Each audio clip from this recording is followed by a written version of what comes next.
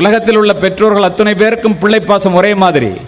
ஆனால் தமிழகத்து பெற்றோர்களுக்கு தனிப்பாசம். இதில் என்ன கோளாறுன்னா, பிள்ளை பிறக்கும் போதே பில்கேட்ஸ் ஆயிரணும்னு எல்லா தாய்மார்களுக்கும் கனவு.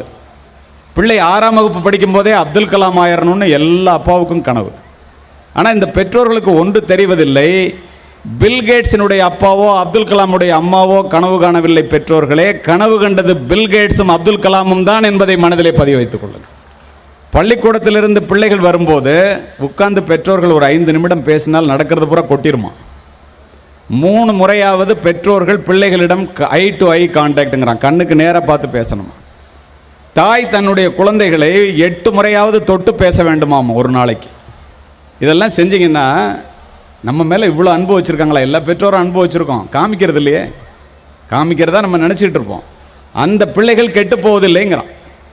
எத்தனை பேருக்கு நமக்கு தெரிகிறது? தாயினுடைய சக்தி அபாரமானது.